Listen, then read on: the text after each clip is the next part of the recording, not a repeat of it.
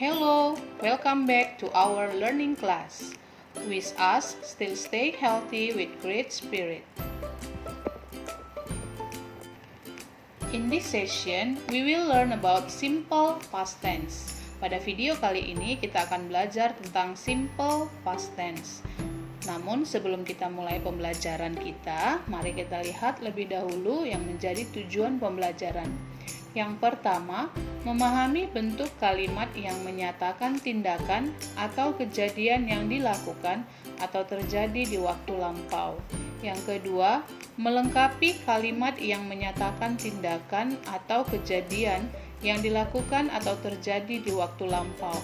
Dan yang terakhir, menyusun teks yang menyatakan tentang tindakan atau kejadian yang dilakukan atau terjadi di waktu lampau. Ready to study? Let's start. Simple past tense merupakan pola kalimat sederhana yang digunakan untuk menunjukkan kegiatan atau kejadian pada waktu yang sudah berlalu atau di masa lampau.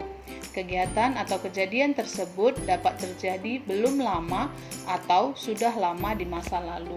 Jadi, misalkan kegiatan yang baru kita lakukan tadi pagi, kegiatan yang kita lakukan kemarin, atau misalkan minggu lalu, bulan lalu, atau bertahun-tahun yang lalu, itu merupakan bentuk pola kalimat simple past tense.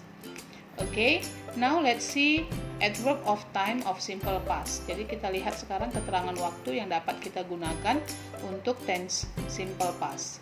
Yang pertama, yesterday, artinya kemarin. This morning, pagi ini atau tadi pagi. Kemudian last night, kemarin malam atau malam lalu, boleh ya. Last week, minggu lalu. Last month, bulan lalu. Atau kita bisa menggantikannya lagi ya, misalkan last year, boleh. Tahun lalu. Last Monday, misalkan ya, hari Senin yang lalu, boleh. Kemudian 2 days ago, 2 hari yang lalu, ini juga bisa kita gantikan. Misalnya 5 days ago, 5 hari yang lalu. Atau 2 weeks ago, 2 minggu yang lalu, boleh ya. And then in 1945, in 2000, in 2020. Nah, ini juga boleh kita gantikan dengan tahun yang sudah berlalu. Okay, next look at the following patterns. There are 3 patterns of sentences will be presented. Ya, jadi ada 3 bentuk kalimat yang akan kita lihat rumusnya. Yang pertama itu adalah affirmative sentence, kalimat afirmatif atau kalimat pernyataan atau juga sering kita sebut dengan kalimat positif ya. Yang kedua negative sentence, kalimat negatif, dan yang terakhir adalah interrogative sentence, kalimat tanya.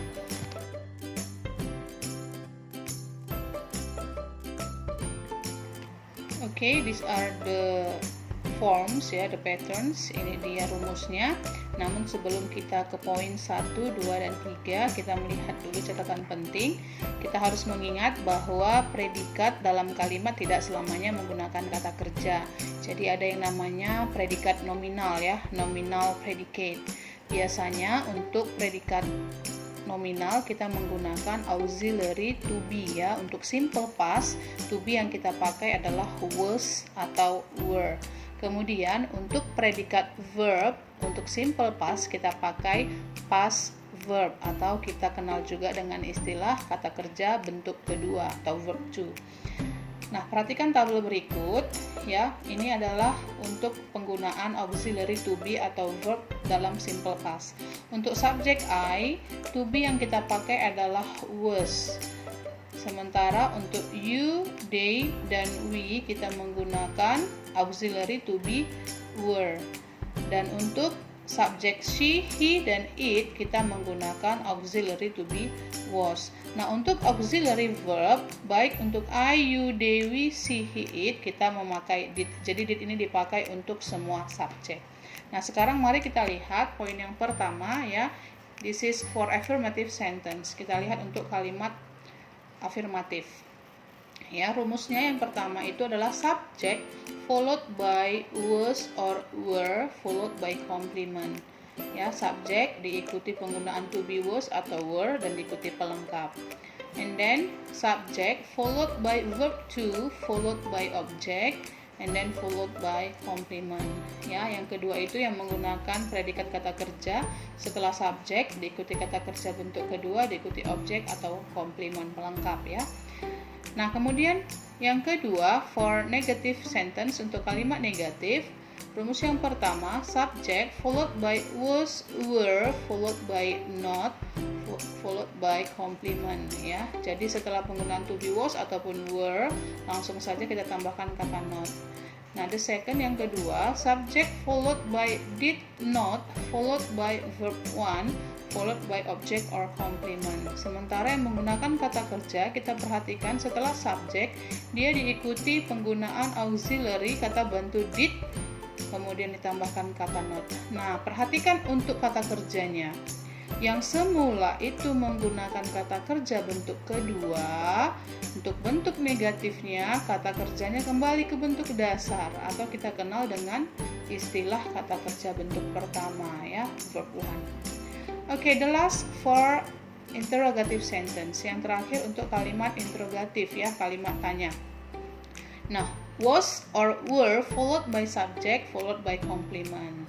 Nah, untuk kalimat tanya, to be itu ada di depan ya, di depan subjek, was atau were, kemudian diikuti subjeknya, lalu diikuti pelengkap.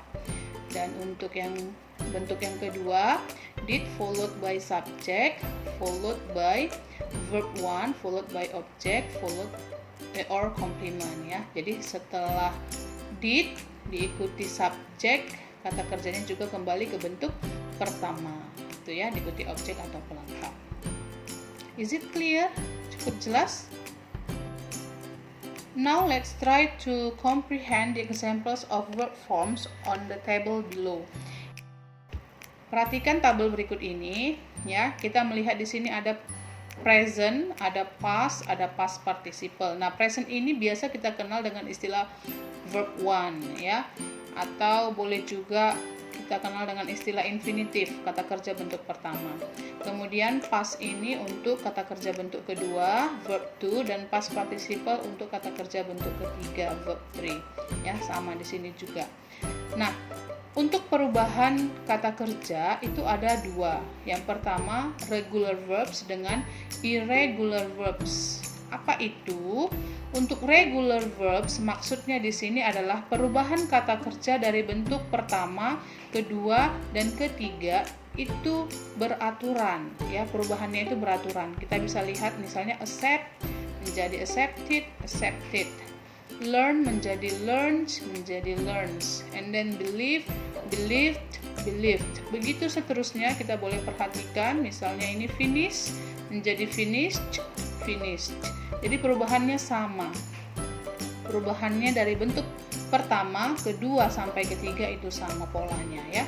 Nah, sementara irregular verbs ini adalah perubahan kata kerja yang tidak beraturan. Jadi dia tidak sama seperti regular verb tadi yang hanya ditambahkan imbuhan d atau ed ya, d or ed. Nah, baik kita lihat contohnya. Lose menjadi lost, lost. Make menjadi made, made. Fly menjadi flew, flown.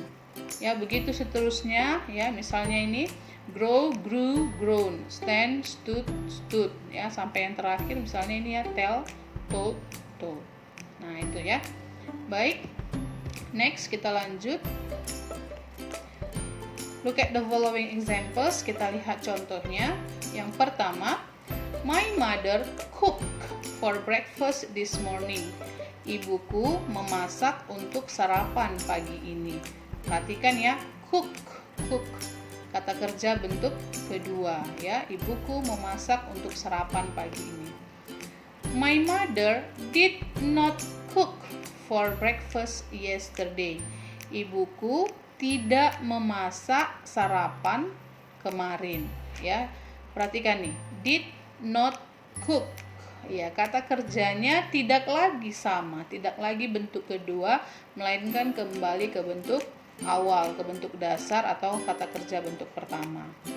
Oke, untuk interrogatifnya, kalimat tanyanya, did my mother cook for breakfast this morning? Apakah ibuku memasak untuk sarapan pagi ini? Jawabannya yes, she did. Atau bisa saja kalimat tanyanya, did my mother cook for breakfast yesterday? Apakah ibuku memasak sarapan kemarin? Jawabannya no, she didn't ya. Jadi did not bisa disingkat menjadi didn't. Okay, next example. The children played football last week. Anak-anak itu bermain sepak bola minggu lalu ya. Played, kata kerjanya bentuk kedua. Negative sentence-nya, the children did not play football yesterday ya. Did not play, kata kerjanya kembali ke bentuk dasar. Ingat, kita tidak lagi memakai kata kerja bentuk kedua ya. Anak-anak itu tidak bermain sepak bola kemarin. Nah, kalimat tanyanya, did the children play football last week? Apakah anak-anak itu bermain sepak bola minggu lalu? Jawabannya yes, they did. Iya, they ya, karena the children itu adalah subjeknya jamak ya. Jadi kata ganti subjeknya itu berubah menjadi they. Did the children play football yesterday? Apakah anak-anak itu bermain sepak bola kemarin? Jawabannya no, they didn't ya. Sama seperti tadi, did not boleh disingkat menjadi didn't. Next. Okay, the last example, contoh yang terakhir ya. Kali ini kita akan melihat contoh penggunaan to be ya. Kalimat dengan predikat nominal. Mr. Paul was in Bandung 3 days ago. Tuan Paul berada di Bandung 3 hari yang lalu. Kenapa Mr. Paul menggunakan was? Karena Mr. Paul ini kata ganti subjeknya adalah he ya. He itu menggunakan to be was. Mr. Paul was not in Bandung last week. Tuan Paul tidak berada di Bandung minggu lalu. Jadi untuk kalimat negatifnya kita hanya menambahkan kata not setelah penggunaan to be was. Next, untuk interrogatifnya, kalimat tanyanya, was Mr. Paul in Bandung 3 days ago? Apakah Tuan Paul berada di Bandung 3 hari yang lalu? Jawabannya yes, he was. Atau, was Mr. Paul in Bandung last week? Apakah Tuan Paul berada di Bandung minggu lalu? Jawabannya no, he wasn't. Tidak ya. Jadi untuk was not itu bisa disingkat menjadi wasn't. Do you get the point? Now let's practice. Ya, untuk memantapkan pemahaman kita akan coba latihan berikut ini. Jadi ada 2 kelompok latihan. The first, ya, complete the sentences by using the correct auxiliary to be, was, or were of simple past tense. Jadi kamu diminta untuk melengkapi kelima kalimat ini dengan menggunakan to be, was, atau were, sesuaikan dengan subjeknya.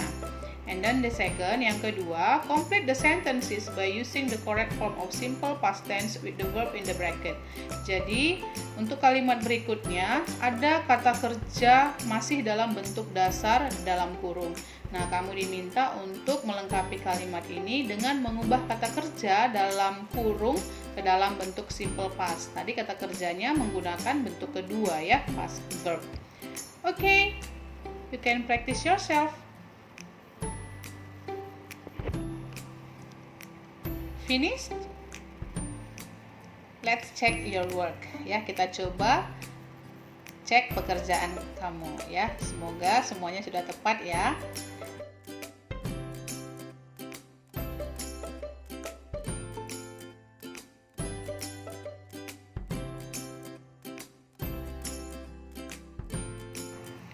Next, focus on the text below.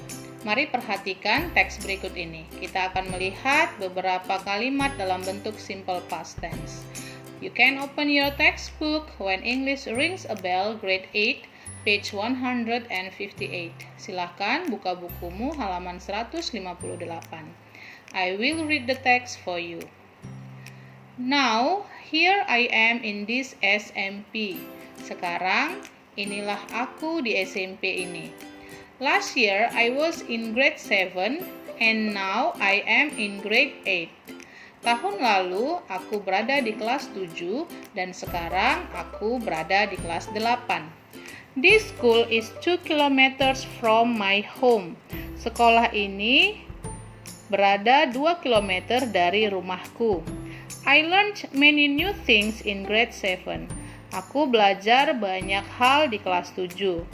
It was my first time to go to school on my bike. Itu adalah kala pertama aku pergi ke sekolah dengan sepedaku. I met boys and girls from different parts of this town. Aku bertemu anak laki-laki dan perempuan dari berbagai daerah berbeda di kota ini.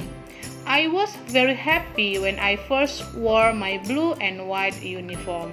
Aku sangat senang ketika pertama kali memakai seragam biru dan putihku. That's it. Itu dia ya. Just focus on the bold letters ya. Kita boleh melihat kata yang bercetak tebal. Yang pertama, I am in this SMP. Mengapa I di sini menggunakan to be am? Karena memang kalimat ini merupakan bentuk simple present ya. Dari keterangan waktu now kita tahu ya, ini adalah keterangan waktu untuk simple present. Now, sekarang. Sekarang disinilah aku berada di SMP ini ya. Ini waktunya sekarang. Bandingkan dengan yang kedua. I was in grade 7 last year, tahun lalu. Maka subjek I menggunakan to be was. Tahun lalu aku berada di kelas 7. Next, I learned many new things in grade 7. Learns, regular verb ya, kata kerja beraturan. Aku belajar banyak hal di kelas 7. Ya, jadi sudah lewat, sudah lampau. It was my first time to go to school on my bike. Adalah kala pertama kali aku pergi ke sekolah dengan sepedaku. Kemudian I met boys. Met ini juga merupakan kata kerja ya. Oh, tapi ini merupakan irregular verb, kata kerja tidak beraturan, dari kata dasar meet menjadi met. I was very happy. Ini juga menggunakan to be was karena sudah lewat. When I first wore irregular verb, kata kerja tidak beraturan ya. Ini dari kata wear. Wear menjadi wore. Okay, do you understand? Sudah semakin paham ya? Now please practice yourself. Kamu tadi sudah melihat contoh teks yang menggunakan kalimat-kalimat berbentuk simple past. Now you can try to make your own text. Then please practice to read it in front of your partner. Kamu boleh membuat contoh teks sederhana tentang pengalamanmu di masa lampau atau yang sudah lewat ya. Kemudian silahkan berlatih untuk membacanya di depan rekanmu. I think that's all for today. Thanks for your attention. Thanks for watching. See you on the other videos.